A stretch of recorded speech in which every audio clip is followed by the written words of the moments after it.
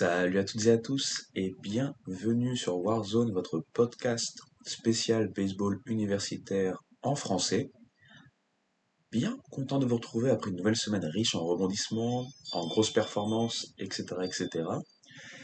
Et avant que je commence, deux choses à dire. La première, c'est comme d'habitude, vous pouvez retrouver un instant promo, cet épisode et tous les autres épisodes sur toutes les plateformes de podcast et également sur YouTube.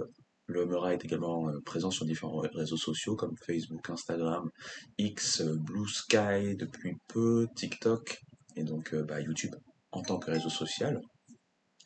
Et alors que vous allez entendre de plus en plus des petites sonneries, des petites notifications via mon téléphone, l'autre chose que je dois annoncer, c'est que mon podcast est le podcast le moins professionnel de l'histoire de l'humanité. Donc pour faire simple, en fait, j'ai des plages horaires de plus en plus réduites pour pouvoir enregistrer. Et là, j'enregistre à un moment où j'atteins également un appel très important. Et donc du coup, j'ai été obligé de laisser mon téléphone en sonnerie. Donc je m'excuse par avance si en plein milieu de l'épisode, vous vous retrouvez à entendre un début de sonnerie. Je vais faire en sorte que je m'arrête de parler assez rapidement et qu'après au niveau de la je ne pas trop. Mais voilà, vraiment, c'est le système D du système D, mais j'espère que ça vous dérangera pas lors de cet épisode. Enfin bref, trêve de bavardage, on va y aller sans plus tarder. C'est parti.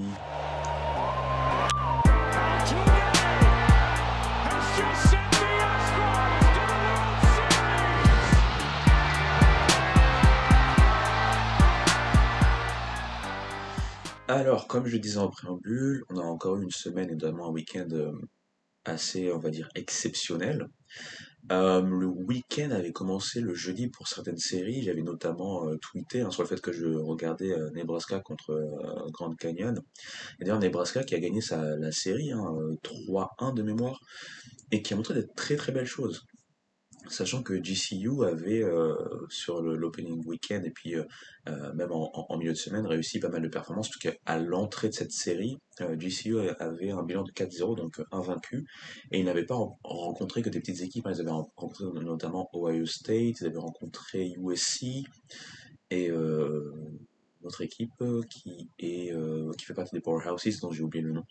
Je me rappelle pas sur le coup, mais je me rappelle qu'ils étaient au Desert Invitational, là, le tournoi sponsorisé par la MLB. Donc voilà, très content d'avoir pu voir ce match, d'avoir pu voir un Nebraska en jambes, et qui a confirmé un peu ce que j'avais vu lors de l'opening weekend de côté de Nebraska. Certes, ils avaient terminé avec un bilan de une victoire et deux défaites. La victoire face à Baylor de mémoire et les deux défaites, ça devait être Oregon et Texas Tech peut-être. Ouais, la mémoire c'est pas ça. Non, non, il y avait Oklahoma, et je pense que c'était Oregon et Oklahoma pour le coup. Et bref, ils avaient quand même montré de très belles choses. Et donc là, ils ont su confirmer, notamment sur le match que j'ai vu, il n'y a pas eu photo, euh, ils ont eu besoin d'un passage, hein, que tout line-up passe une fois face à Aditya, l'ace de GCU, pour s'accoutumer un peu de son style. Pourtant, c'est un lanceur expérimenté qui avait commencé avec un premier start très très bon. Mais là, voilà, il a pas fait le poids. Enfin, ce qui est assez marrant, ça fait partie du sport, et puis notamment le baseball, ça joue souvent sur des détails. Et ce dont je me rappelle, c'est que Avicii continue un peu sur sa lancée de son premier start, il a l'air intouchable. Et là, il fait une erreur, c'est un hit by pitch. Et avec ce hit by pitch, d'ailleurs, ce hit by pitch était sur Silva, et je vais reparler de Silva dans 2 secondes. Mais avec ce hit by pitch, c'est comme si c'est complètement déréglé, parce que juste après, il a commencé à enchaîner, voilà, à enchaîner enfin, on va dire les strikes, mais qui ont permis de frapper en fait pour Nebraska, et notamment de se lancer avec très vite un petit écart qui a été fait entre la troisième et la cinquième manche. Et après, on a compris très vite que du côté des bats de GCU, c'était pas ça ce week-end, enfin en tout cas ce jeudi, et Nebraska a continué à capitaliser même sur face au bullpen, de GCU. Donc ce fameux Silva, que personnellement je connaissais pas trop, hein. Quand je préparais les previews, j'avais vu un peu, voilà, qu'on parlait beaucoup de lui en tant que potentiel leader offensif de Nebraska.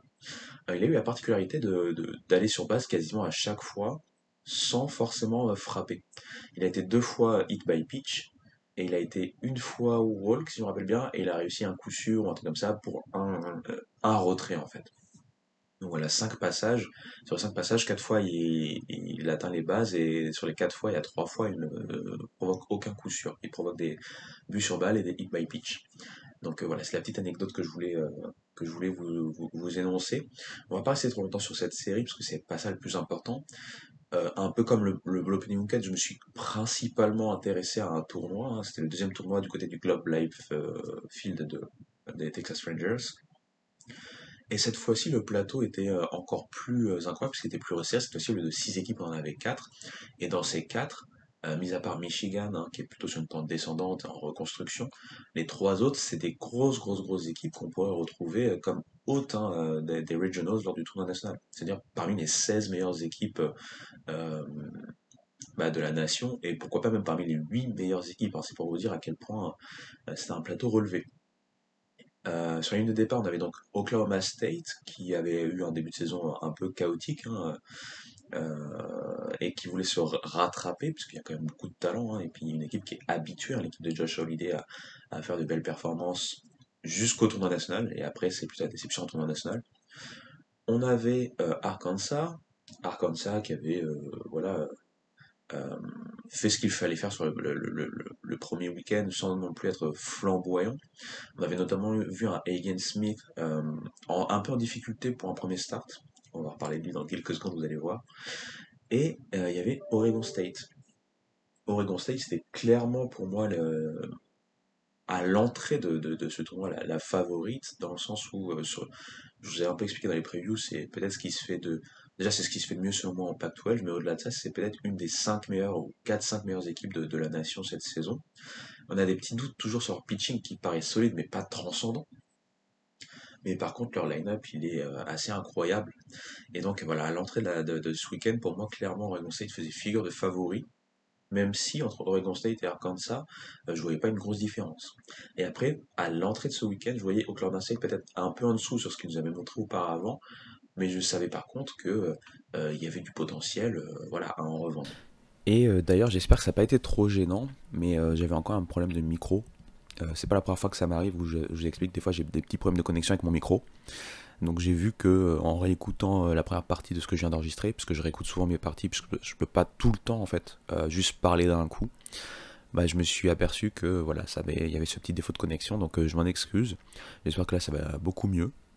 Et on commençait donc ce tournoi par le match, entre guillemets, hein, c'est pas péjoratif, mais le match qu'on attendait le moins sur ce vendredi, entre Oklahoma State et Michigan, hein, Oklahoma State qui faisait figure de favori. Et la hiérarchie a été respectée avec une victoire 9-3, hein, des Cowboys. Euh, Faut le savoir, Oklahoma State avait commencé plutôt bien, mais sans non plus montrer des choses assez incroyables. Michigan tenait en respect Oklahoma State pardon, jusqu'à la sixième manche. Et ensuite, voilà, ils ont réussi à complètement, comment on dit, break open. Hein, ils ont réussi à faire exploser un peu la défense de Michigan avec 5 points, en fait 5 runs scorés dans cette sixième manche. Ce qui a fait la différence. Après, ils n'ont plus besoin de regarder derrière eux, comme on dit. Euh, Performance notable pour moi sur ce match, c'est Nolan Schubart. Nolan Schubart, je vous en avais parlé en preview, c'est un joueur déjà très grand. Il a un physique presque de basketteur plutôt que de baseballeur, on va dire. Mais, euh, mais qui a montré de très belles choses en termes de puissance la saison dernière. Qui avait par contre un gros problème, hein, sa discipline à la batte et notamment sa propension à se faire strike-out énormément de fois. Donc clairement, c'est juste un début de saison. Pour l'instant, on retrouve un peu les mêmes aspects de son jeu, c'est-à-dire quelqu'un qui montre de la puissance. Hein, en témoigne son home run. Il a réussi un home run à 433 foot, je sais pas, enfin 33 feet, pardon, je sais pas c'est combien en mètres, mais voilà. Quand vous comparez un peu avec ce qu'on voit côté MLB, il n'a pas à être, enfin il n'a pas à avoir honte quoi. C'est vraiment il nous a explosé la balle en retour, hein. Il attendait une balle rapide et dès qu'il l'a eu, il s'est jeté dessus, hein. Donc voilà, pas grand chose à dire côté Oklahoma State contre Michigan, si ce n'est qu'on a vu un lanceur partant, parce que c'était Sam Garcia qui a commencé, très focus, très intéressant, et c'était un peu un peu ce qui s'est passé ce week-end pour Oklahoma State, en tout cas sur les 2 premiers matchs, c'est-à-dire qu'on a vu un pitching staff qui a réussi à tenir la dragée haute en fait au reste du plateau. Et c'est un peu la question qu'on se pose souvent avec Oklahoma State, surtout en ce début de saison.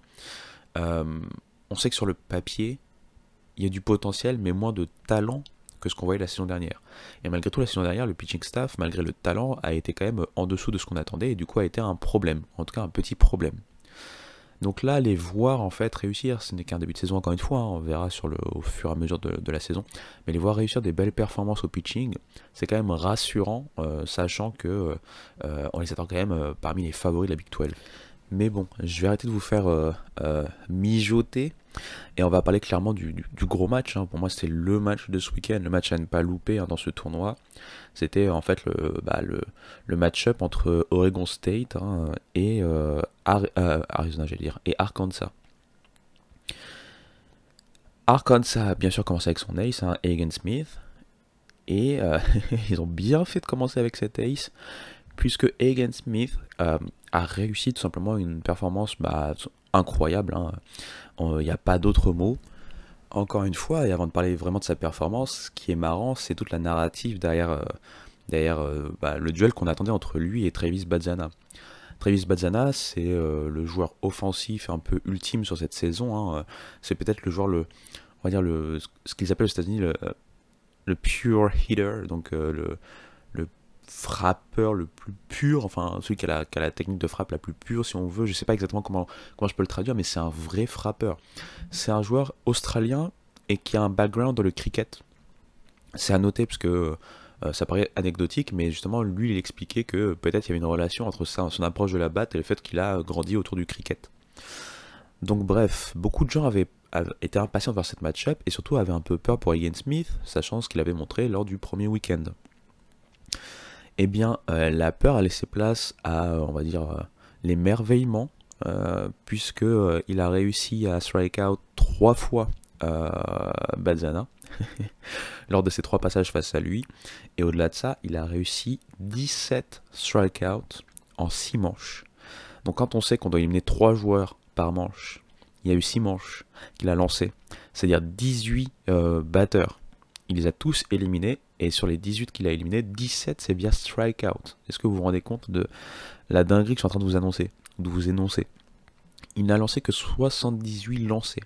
Sur ces 78 lancés, il a 59 strikes. Sur les 5 premières manches, c'est que des strikeouts. C'est-à-dire qu'il a les 15 batteurs retirés, c'est sur strikeout. Le seul out qui n'est pas un strikeout, c'est un grounded out, donc dans la 6ème manche. Et voilà, c'est très simplement... on n'avait jamais vu ça, c'est faux, mais on n'avait pas vu ça depuis fort longtemps, et d'ailleurs il a égalé le record du nombre de strikeouts pour un pitcher d'Arkansas, avec 17 strikeouts. Donc voilà, c'était impressionnant, c'était vraiment impressionnant. Et on s'est retrouvé avec Arkansas qui avait pris donc un lead, hein, de 4-0. Donc ils étaient très bien partis pour faire chuter Oregon State pour la première fois cette saison. Sachant que, encore une fois, et c'est le sport, hein, Oregon State avait réussi aussi à refroidir les battes d'Arkansas sur les performances de son ace, enfin de son starter du vendredi. Est-ce que ça va être l'ace définitif? Je suis pas encore sûr. Sur la preview de début de saison, on sait qu'il y a plusieurs joueurs qui pouvaient normalement postuler à ce rôle, mais bon, pour le coup, ça a été dévolu à Aiden May. Et j'en parlais en preview, hein, Aiden May peut très bien être cet ace, et très bien être un des meilleurs lanceurs de la nation s'il arrive à apporter de la commande, hein, notamment à sa balle rapide, hein. Et d'ailleurs, face à Arkansas, justement, il avait très très bien commencé. Il a vraiment fait montre de cette balle rapide, hein, qui atteignait à peu près les 96 miles par heure. Il a aussi une slider qui a été vraiment très très très dur à atteindre pour les frappeurs d'Arkansas. Donc pendant 4 manches, on se retrouve avec 0-0. Les deux aces de chaque côté font montre de performances exceptionnelles. Mais le problème pour May, c'est que... Oh, petit jeu de mots, pas fait exprès. Le problème pour May, c'est qu'il s'est blessé. il a senti une gêne a priori. D'un coup, il s'est arrêté. Enfin, moi, j'en ai le match et d'un coup, on le voit toucher son coude en fait. Et 2 secondes après, on voit donc qu'il est changé. Il est changé et malheureusement, bah, avec voilà, ce changement, Arkansas va se jeter dans la brèche pour avoir un premier lead de 3-0 sur un double de Ben McLaughlin. Ça, c'est dans la 5e manche du coup. Et ils vont très vite avoir un lead de 4-0. Donc on se dit encore une fois que tout paraît bon. Mais de la même façon que Arkansas va se jeter sur le fait que Lace soit sorti, bah, Oregon State va faire la même chose. Dès que Hagen Smith va donc partir, euh, Oregon State va faire son retard petit à petit. Il va revenir à 4-2 dans la 7e manche. Puis ensuite, ils vont revenir à 4-4 dans la 8e, avec notamment un home run de Mason Guerra, ce qui nous donnait un score de 4-4. On était vraiment sur un gros match, hein. Je sais que là, ma voix monotone, je vous montre pas l'excitation, mais c'était vraiment, enfin, je sautais sur mon siège, hein, entre les performances de Ian Smith, celle de Aiden May, ensuite le 3-run double de Ben McLaughlin, ensuite le home run pour Tyler pour égaliser de Mason Guerra. Donc on a eu vraiment un match assez incroyable.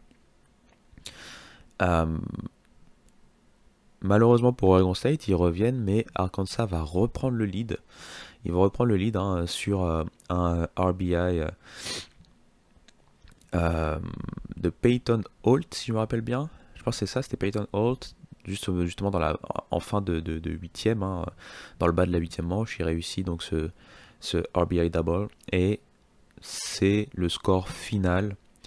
Jack Flaherty, hein, le closer, va réussir à éliminer, hein, les joueurs qu'il devait éliminer pour save, hein, tout simplement le match, et pour conserver la victoire pour Arkansas. On se retrouve finalement avec une victoire 5-4 dans peut-être déjà l'un des meilleurs matchs, si ce n'est le meilleur match de la saison à ce moment. Attention, désolé de vous avoir crié dans les oreilles pour à ce moment, mais c'est vraiment à ce moment. Un bon vendredi terminé donc, et on se retrouve le samedi. Samedi, on commence encore une fois avec un match-up entre Michigan et cette fois-ci Oregon State. Oregon State va gagner en 7 manches, hein, avec ils avaient une règle, hein, un peu comme la Mercy Rule, puisqu'il y avait 11-1.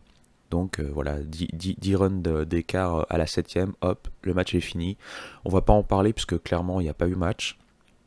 Je vais pas vous mentir, j'ai très vite lâché l'affaire, enfin j'avais toujours sur le côté, mais je le regardais pas, enfin je n'étais pas concentré dessus. J'attendais surtout le match du soir, hein, le match de prime time entre Oklahoma State et Arkansas. Et je peux vous dire que là encore une fois c'était un match, mais un match, laisse tomber, c'était un match incroyable. Je viens de vous dire que Arkansas-Oregon State, c'était un match, voilà, c'est un classique maintenant, d'ores et déjà. Mais alors ce match entre Arkansas et Oklahoma State, il le dépasse de loin, ce qui est difficile à faire. Et sachant qu'il le dépasse de loin sans avoir scoré plus de runs, hein.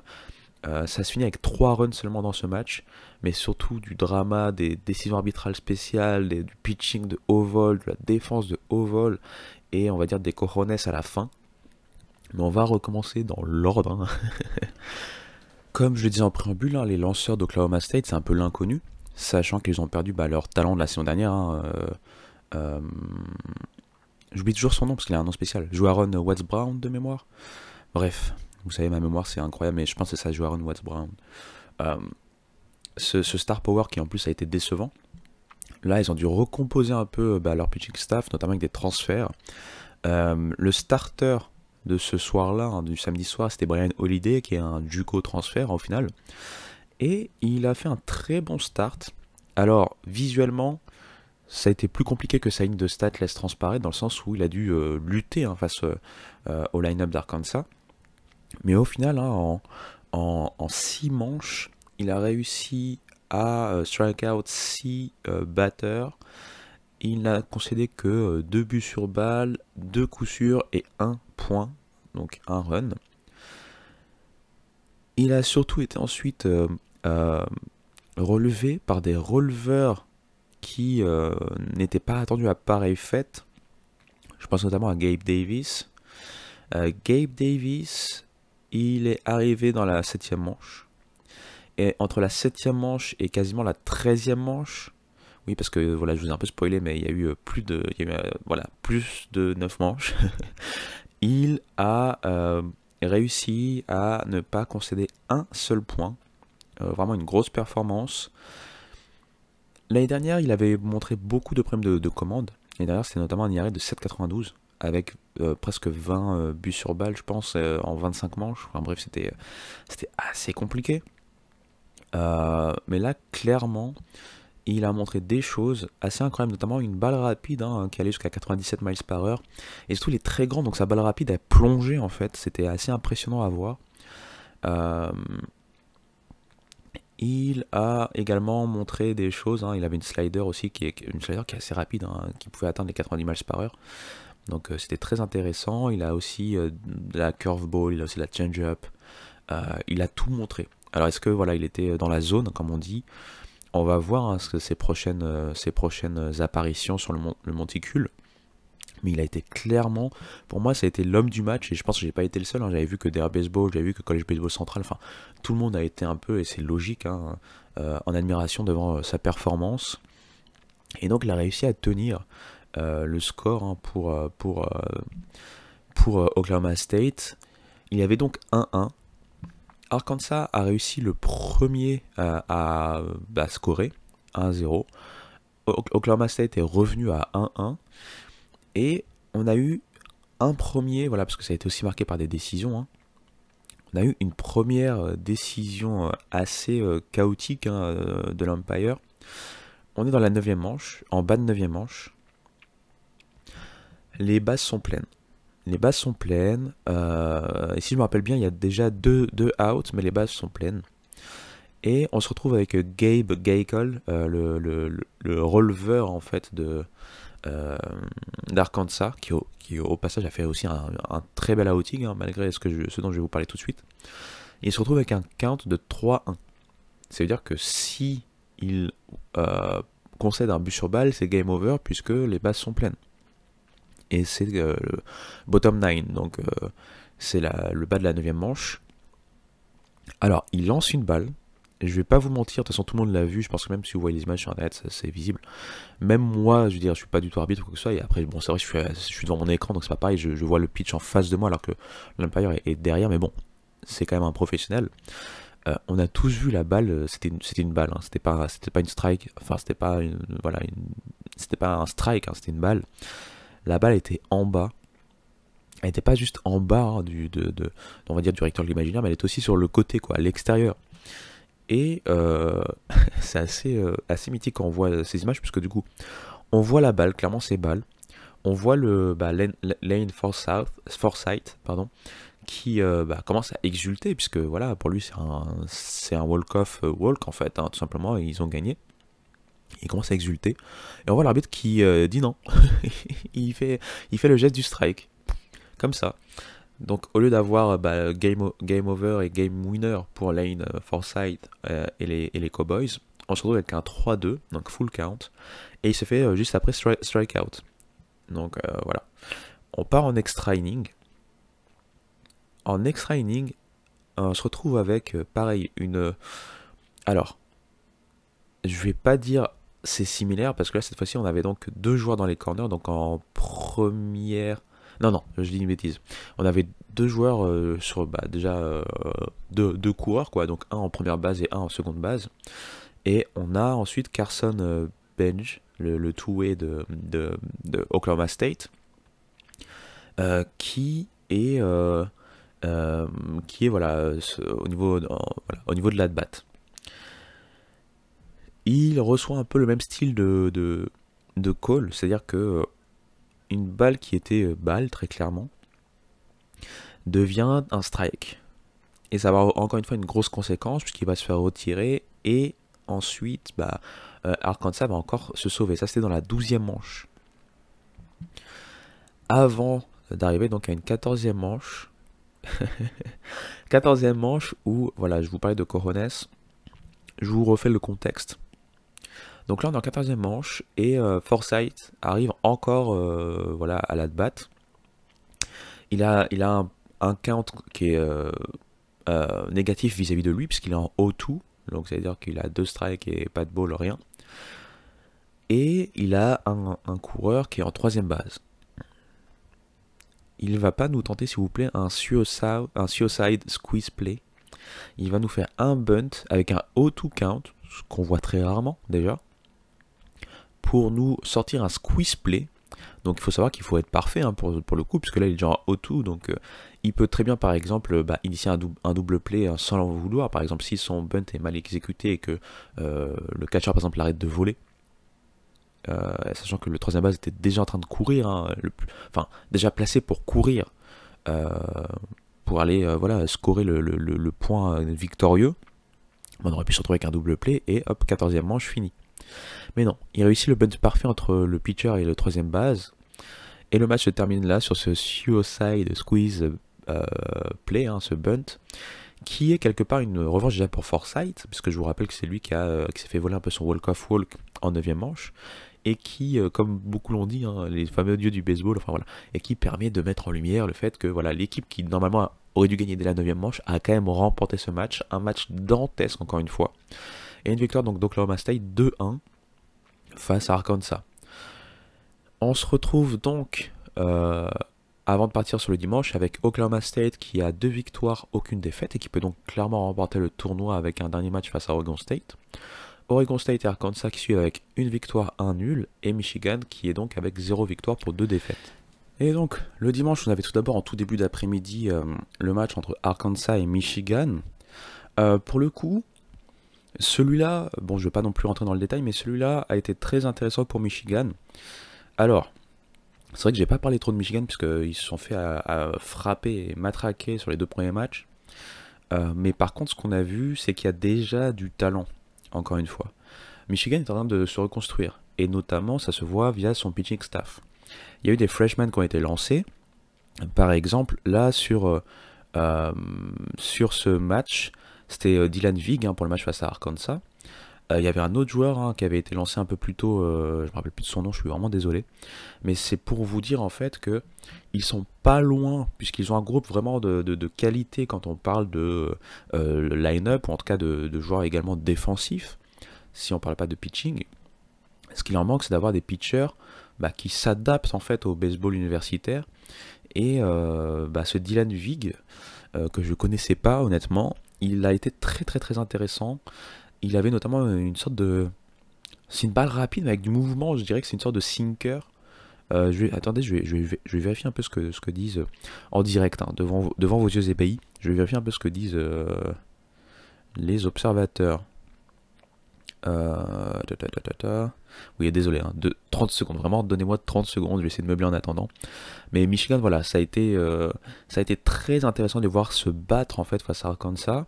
Arkansas qui, voilà, en attendant, a encore réussi à avoir un pitching de haut vol, notamment au niveau de son starter.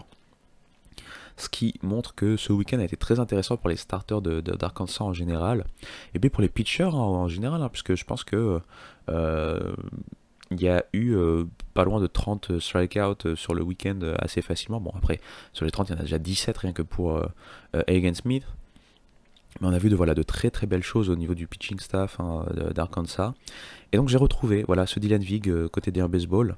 Voilà, donc ils disent voilà, c'est une sinker.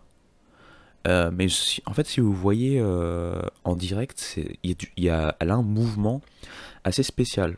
Et je pense que voilà, à cause de ce mouvement aussi, c'est pas facile pour lui peut-être. Enfin, je sais pas. Je suis pas un pitcher, hein, je suis pas un professionnel du pitching, mais il y a cette impression que c'est pas facile peut-être de montrer du contrôle ou de la commande à ce niveau-là. Donc voilà, au final, Arkansas va quand même gagner, mais ils vont quand même transpirer, hein, parce qu'ils vont gagner 4-3, parce que Michigan va revenir à un seul run sur la fin du match. Et qui va avoir le save déjà? C'est un autre. C'était pas Faherty cette fois-ci, c'était. Je cherche, désolé. Mais j'ai toujours l'article de D'un Baseball, attendez. Je vais vous dire ça tout de suite. Cody Frank. On l'avait vu aussi lancer d'ailleurs dans le match dantesque face à Oklahoma State la veille. C'est lui qui va avoir le save hein, sur un fly-out. Mais en tout cas, ça a été très intéressant ce match-là, parce que je pense qu'il y a quand même du positif à retirer pour Michigan de ce côté-là. Pour Arkansas, bon, bah, le positif, c'est qu'il termine avec un bilan de 2 victoires et une défaite, hein.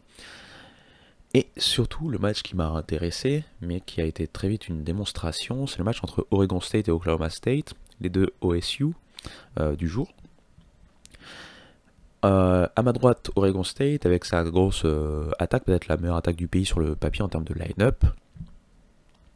À ma gauche, Oklahoma State, qui a des joueurs aussi très intéressants sur le line-up, mais qui surtout a fait montre de très belles qualités sur le pitching ce week-end.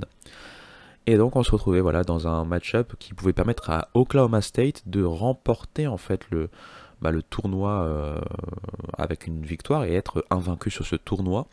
Eux qui étaient donc du coup sur un week-end et une semaine de rédemption hein, après leur premier week-end assez catastrophique ou en tout cas compliqué. Malheureusement pour eux, Oregon State va pas faire dans la dentelle pour le coup, à l'image de Travis Bazzana, je l'avais d'ailleurs tweeté parce que je regardais le match et je tweetais en direct. Il a terminé avec une fiche de 3 sur 4, dont 2 home runs, 1 double et 3 points scorés. Il a été au four et au moulin. Il a montré voilà, ce qu'on attend de lui, hein, cette faculté à frapper, cette discipline aussi. Et puis voilà, il a aussi provoqué un but sur balle. Donc vraiment, il a été un cauchemar pour, pour Oklahoma State.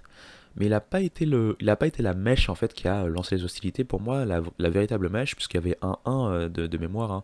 Dès le début, Oklahoma State réussit sur la première manche un RBI. C'est un RBI double ou single? Bon, en gros, un point, voilà. Vous savez, ma mémoire, c'est pas ça comme d'habitude, désolé, mais ils réussissent à prendre le lead assez rapidement. Oregon State répond dès le bas de la première. Et ensuite, on se retrouve, c'était à la troisième manche de mémoire. Avec Tanner Smith. Tanner Smith, c'est leur catcher que moi je trouve très intéressant. Je sais pas, je vois pas souvent son nom dans les boards pour les drafts et compagnie, mais il est très intéressant. L'année dernière, déjà, c'était une saison très très intéressante, déjà défensivement. Là, offensivement, il a l'air de montrer des choses, hein, donc à surveiller.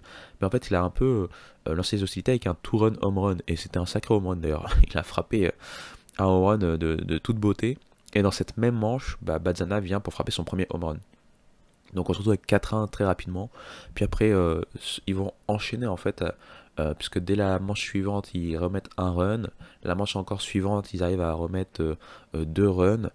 2 runs ou 3 runs? Non, 2 runs. Et après la manche encore suivante, un run. Donc ils finissent avec 8-1. Et voilà, le match était très clairement terminé dès la 7ème manche, je dirais. Et voilà, je n'ai pas grand chose à dire si ce n'est que voilà, Oregon State a montré pourquoi ils sont craints. Oklahoma State a terminé avec voilà, les honneurs, hein, avec une très belle fiche de 2 victoires et une défaite, dont cette victoire statement win face à Arkansas. C'est juste que là, la marche était trop haute pour eux face à un Oregon State qui n'a pas fait dans la dentelle et qui voulait très clairement finir avec un bilan positif après sa défaite inaugurale.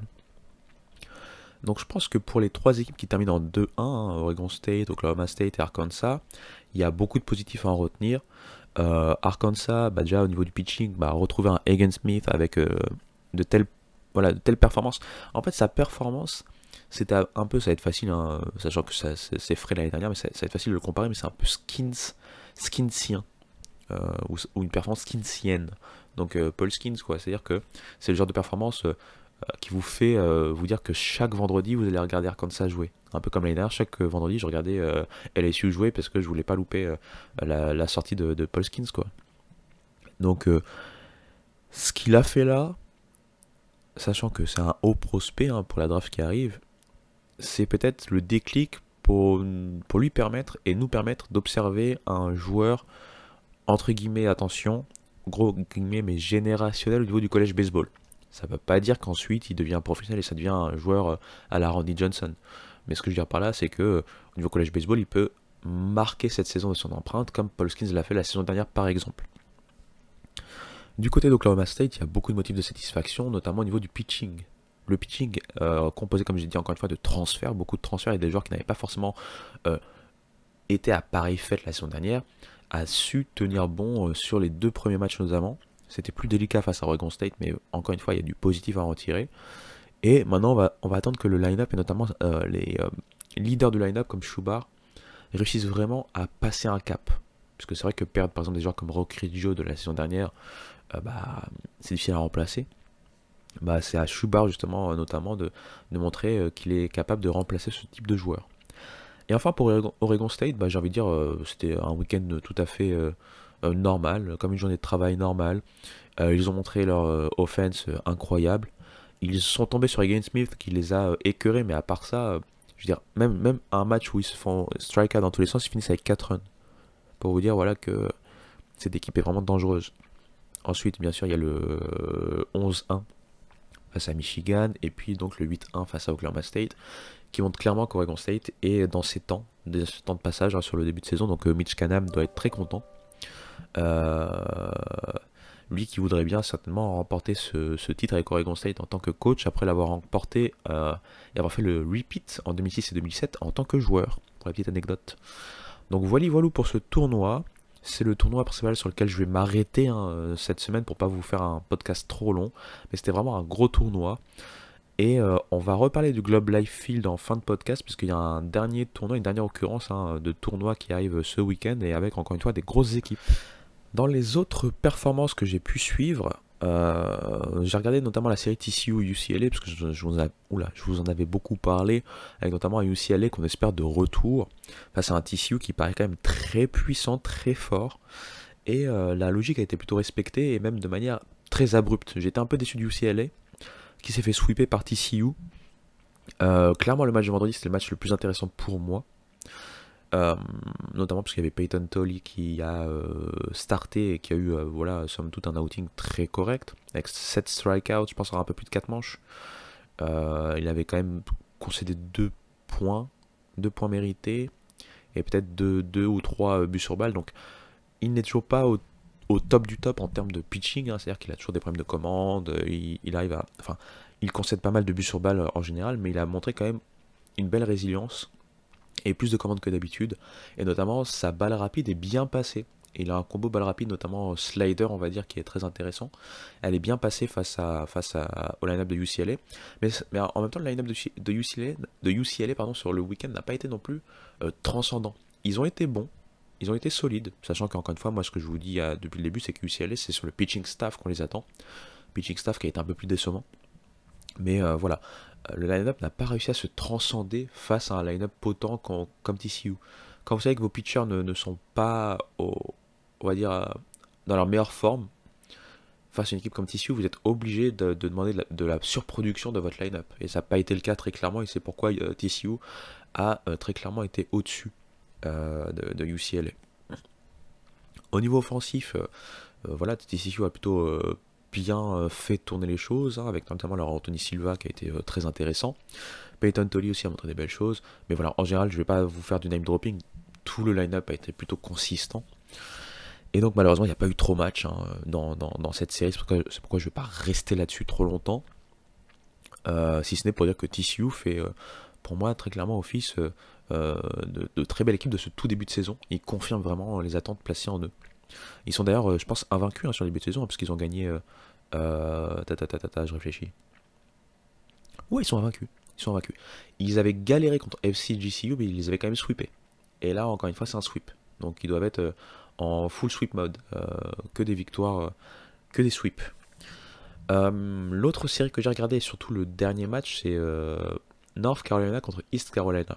C'est une série qu'on a l'habitude d'avoir à chaque fois, à chaque saison. Et là, elle est très intéressante puisque les deux équipes sont très bien classées dans les rankings, dans le top 25 du college baseball. Et on s'attendait vraiment à voir des très belles choses. Le premier match a été le meilleur match, selon moi, même si c'est le match que j'ai pas trop pu suivre à fond, parce que je regardais en même temps, j'avais plusieurs écrans, quoi. Je regardais du TCU, UCLA, c'était pas exactement les mêmes horaires, mais je veux dire, ils se chevauchaient un peu, quoi. Du Oregon State, Arkansas, et donc ce fameux match entre ECU et North Carolina, avec notamment un autre lanceur qu'on attend très haut à la draft, c'est Trey Yesavage. Il a eu une très très belle performance. Il avait d'ailleurs tenu la dragée haute, puisque il y avait 1-1 pendant très longtemps dans le match, et à la fin, c'est un autre joueur dont je vous ai parlé récemment, Vance Honeycutt, qui fait aussi partie des hauts prospects, et qu'on espère qu'il va avoir une saison où il va pouvoir rebondir après une saison dernière assez décevante. Bien, en fait, Trey Savage a été au rendez-vous. Il a écœuré l'attaque de UNC. UNC a été au rendez-vous. Vance Honeycutt a été au rendez-vous puisqu'il a été clutch, puisque c'est lui qui donne le run victorieux avec, d'ailleurs c'était un home run hein, pour le 2-1, la victoire 2-1. Et c'était clairement le meilleur match de cette série. ECU va ensuite gagner les 2 autres manches pour remporter la série. 7-4 le samedi. Et... ouais, j'ai un peu menti quand même. Hein. Le dimanche, en fait, ça a été le match le plus spectaculaire. Voilà, je vais essayer de me rattraper comme ça, parce que c'est le match que j'ai vu, ça a été le match le plus spectaculaire.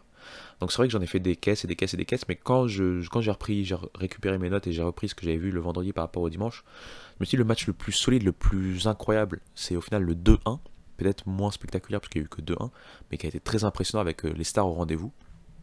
Tandis que le dimanche, alors il a été spectaculaire à souhait, avec une victoire sur un walk-off des Pirates hein, de ECU. Mais en fait, il était très bizarre. Dans le sens où ECU commence très bien et ils agressent le starter de UNC, je me rappelle plus son nom, je suis désolé, avec 3-0 très rapidement. North Carolina se relance, il y a 4-2 au bout de la 5e manche, si je dis pas de bêtises. Puis après, on voit que voilà, ça se suit, mais il y a toujours un petit écart pour ECU. Et ensuite, après la 7e manche, c'est le bordel. C'est un bordel son nom.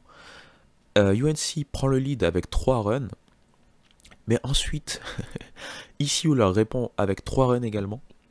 Puis ensuite, UNC reprend le lead avec 3 runs, et ECU arrive à égaliser avec 2 runs, si j'ai pas de bêtises, ouais, c'est un truc comme ça.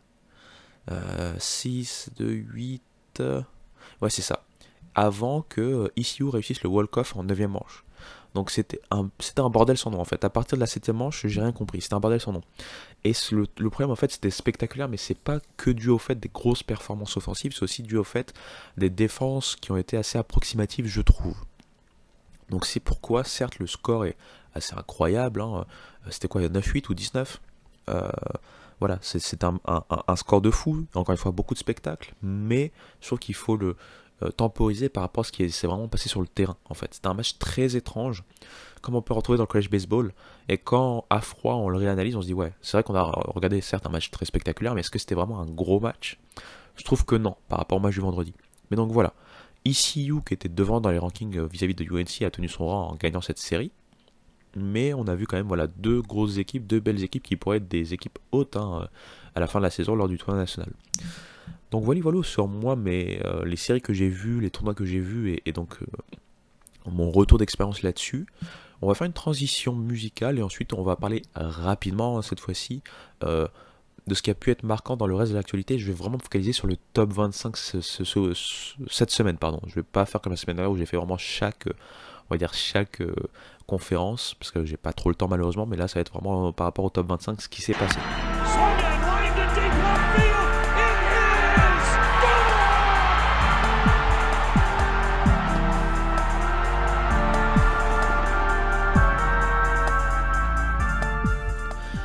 De retour pour vous parler un peu de ce qui s'est passé du coup pour bah voilà le top 25 hein, tout simplement.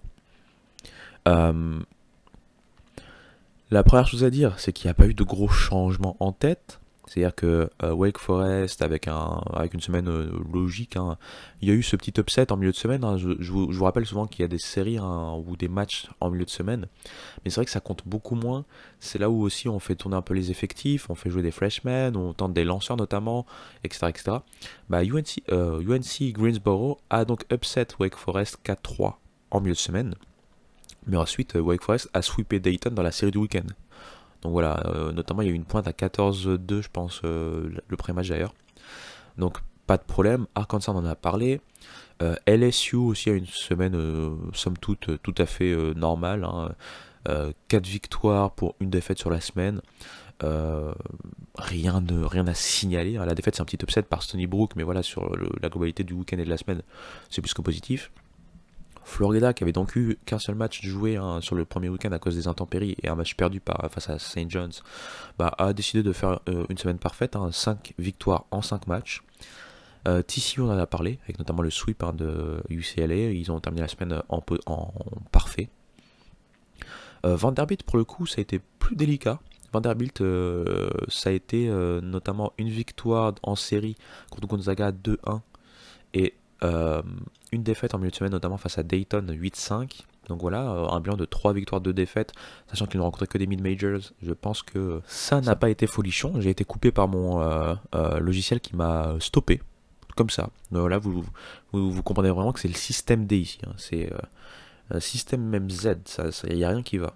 Entre les coups de téléphone que j'attends, le micro qui est mal connecté, maintenant le, le record qui s'arrête tout seul. Comment on va faire les amis? Et il va falloir que je commence à investir dans des choses un peu plus qualitatives. Mais bon, donc Oregon State, on en a parlé. Texas A&M, c'est une semaine parfaite. Tennessee, pareil. Clemson, il y a une petite défaite, mais au final, une semaine positive. East Carolina, ils s'étaient fait upset par Campbell. Campbell, on va en reparler.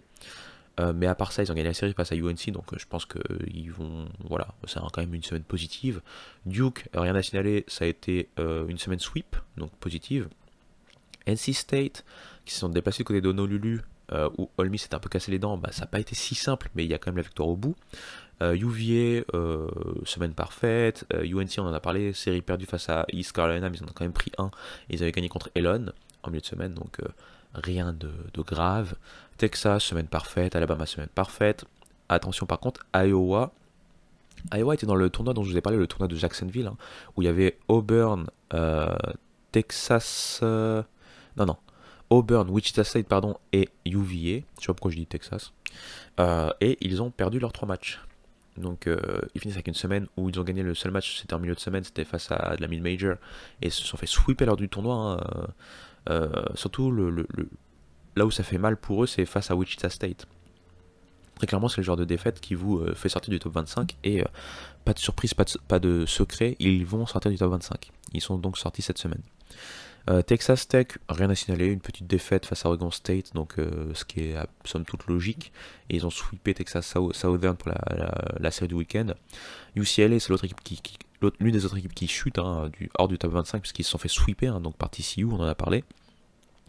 South Carolina, il y a eu une défaite assez dégueulasse face à Belmont 11-2, mais ils ont quand même gagné la série, et puis ils avaient gagné les 2 autres matchs de mid-semaine, donc semaine positive. UC Santa Barbara qui est parti gagner à Sacramento State, donc semaine positive, malgré une défaite dans la série, mais je veux dire, ils ont gagné la série en soi, ils ont perdu qu'un seul match. Indiana, très clairement, ça a roulé sur tout le monde, hein, notamment Baylor. Kansas State, alors, Kansas State, c'est l'autre équipe, hein, la dernière équipe qui est décevante sur ce début de saison et qui a donc terminé avec un bilan sur la semaine de 2 victoires, 2 défaites. Ils ont perdu à Arizona State. Ils ont gagné la série face à Holy Cross, mais ils ont perdu un match. Il aurait fallu pour eux qu'ils sweep vraiment Holy Cross pour rester dans ce top 25, puisque Holy Cross c'est la mid-major, mais parce qu'il se fait de mieux sur les dernières saisons. Et enfin, Coastal Carolina a roulé sur tout le monde hein, sur la semaine, puisque ça a été un sweep victorieux sur la semaine. Donc avec ça, on se retrouve avec un top 25 qui a enregistré quelques entrées, puisqu'il était temps de faire rentrer Campbell. Campbell, je vous avais dit, ils avaient upset UC Santa Barbara.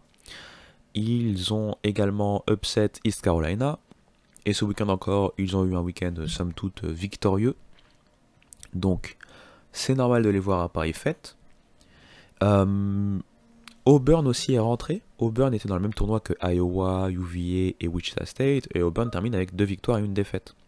Donc c'est logique de les voir rentrer. Et enfin Dallas Baptiste, Dallas Baptiste qui pour l'instant est en parfait. Ils ont réussi 4-0 notamment cette semaine. Il y a d'autres équipes qui auraient pu rentrer, j'ai vu pas mal de gens qui râlaient, enfin chaque fan de fac bien sûr va râler. Indiana State qui notamment est toujours parfait aurait pu rentrer dans ce classement. Mais voilà, c'est le jeu des classements, il y a des équipes qui restent, il y a des équipes qui partent, etc. etc. Et pour moi il n'y a rien de choquant en soi, peut-être parce que je n'ai pas d'attache avec les facs au final, je regarde ça de manière un peu plus froide. Donc il n'y a rien de choquant. S'il y avait d'autres équipes qui étaient là à la place d'autres, j'aurais pas aussi vu des choses choquantes. C'est un top 25, on doit faire entrer 25 équipes. Les équipes qui sont là font plutôt sens.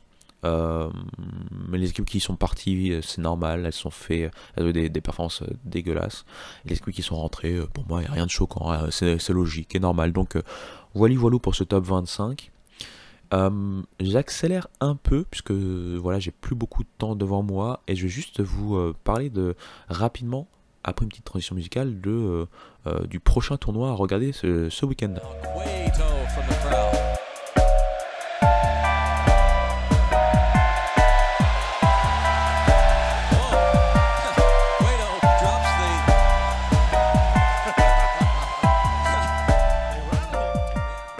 Eh bien, pour finir ce podcast, comme je vous l'ai dit, je vais vous parler rapidement du prochain tournoi qui a lieu de nouveau au Globe Life Field à Darlington du côté des Rangers, puisqu'on a encore des College Baseball Series. Cette fois-ci, le plateau est également intéressant, puisqu'on retrouve Texas A&M qui est toujours invaincu, TCU dont je vous ai parlé notamment face à UCLA qui est toujours invaincu, et deux équipes de Pac-12, deux équipes du coup historiques, Arizona State qui, ma foi, est sur une pente plutôt ascendante, je trouve, et USC qui a enfin gagné sa première série ce week-end après des débuts très compliqués le week-end dernier, mais donc au final, voilà, il se relance un peu. Et je rappelle bien sûr que USC, c'est le programme baseball qui a gagné le plus de titres dans l'histoire du college baseball. Et d'ailleurs, j'ai sorti une vidéo à cet effet, donc petit instant promo pour finir. Vous pouvez retrouver cette vidéo sur YouTube. Et voilà, j'ai envie de dire. J'espère en tout cas que malgré tous les petits problèmes techniques d'aujourd'hui, ça s'est bien passé pour vous. On se retrouve très bientôt. Prenez soin de vous. Allez, ciao.